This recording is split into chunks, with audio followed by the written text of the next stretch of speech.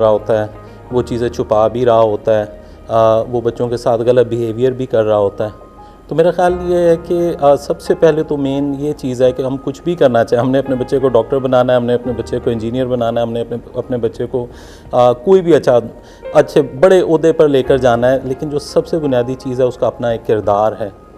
उसको तरबियत देने की ज़रूरत है। और वो शायद उसे बाहर से उतनी अच्छी तरीके से नहीं मिल सकता जितना हम अपने घर पे उसको जो है वो सिखा सकते हैं। हम जब अक्सर काम करते हैं स्कूल में और लेसन प्लान्स और करिकुलम के ऊपर बात करते हैं, तो हम कहते हैं कि करिकुलम का एक हिस्सा होता है हिडन कॉन्टेक्ट होता है। वो ये होता है जो हम उसे सिखा नहीं रहे होते, वो किताब उसके सामने नहीं पड़ी होती है, ठीक है, कि बेटा ये आज आपका सबक है, आपने करना है, वो हम उसे अपने किरदार से बता रहे होते हैं। और मेरा ख्याल ये है कि ये सबसे अहम चीज़ है कि जब हम बच्चे की तरबियत कर रहे हैं तो हम खुद वो चीज़ें पहले करें और रियलिटी में करें। दिखावा भी नहीं नज़र आ रहा, बच्चा महसूस कर लेता है कि आप बनावटी उसके सामने चीज़ें कर रहे हैं या नहीं। यानी आपके कहने का मकसद ये है कि जो बुनियादी जगह है वो उसकी फैमिली है, उसका ख़ानदान है। जो कुछ वो अपने बचपन में सीख लेता है तो वो बाहर जाके ज़रूर वो रिएक्ट करता है, और जो वो बचपन में सीख लेता है वो उसके ज़हन में से निकलना जो है वो बहुत मुश्किल होता है। जिस पर अक्सर हम जो कमर्शियल्स हैं वो भी देखते हैं कि जो पेरेंट्स हैं वो कर रहे होते हैं और बच्चा वही करता है। बिल्कुल ऐसे ही है। मिसेस अंसर,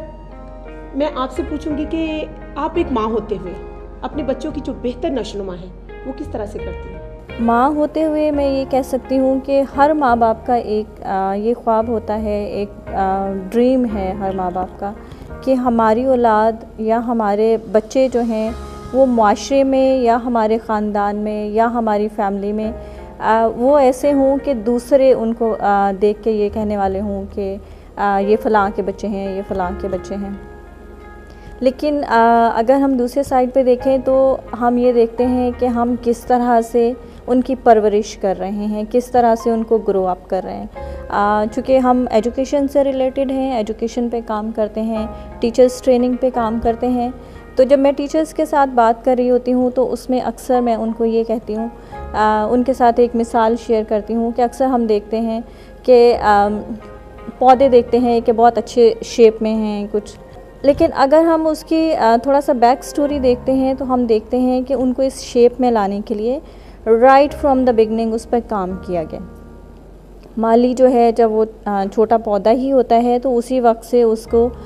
या तो उसके साथ कोई सपोर्ट देता है कि उसको इस शेप में लाना है या उसको इधर मोड़ना है। तो यही मेरा ख्याल ये है कि जब हम बात करते हैं अपने बच्चों की तरबियत की या हम देखते हैं कि उनकी ग्रोथ किस तरह से हमारे ख़ानदान में होनी चाहिए, तो जैसे अंसर अभी बात कर रहे थे कि हम कोशिश करते हैं उनको अच्छे कपड़े लेके देते हैं, अच्छा खाना, अच्छा माहौल, अच्छे स्कूल, अच्छी तालीम, लेकिन हम भूल जाते हैं कि हमारे घर की चार दीवारी में हम क्या कर रहे हैं। ऐसा नहीं हो सकता कि मैं गाली दे रही हूँ, ठीक है, मैं अपने हस्बैंड के साथ या अपने इन लॉज़ के साथ घर में रहते हुए, घर की चार दीवारी में रहते हुए हम लड़ाई कर रहे हैं, ठीक है, या मैं अपने बच्चों के सामने ही उनकी बुराइयां कर रही हूँ और फिर मैं इस बात की उम्मीद रखूँ कि अब मेरे बच्चे जो हैं वो एक जब वो निकलते हैं माशरे में, जब वो अपनी प्रैक्टिकल लाइफ शुरू करते हैं तो फिर वो एक अच्छे इंसान बने।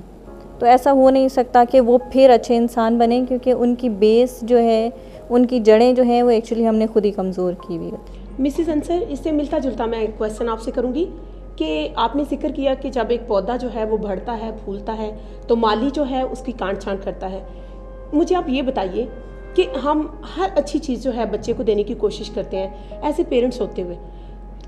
हम क्या काट छांट करते हैं अपने बच्चों की? हम क्योंकि पंजाबी बैकग्राउंड से हैं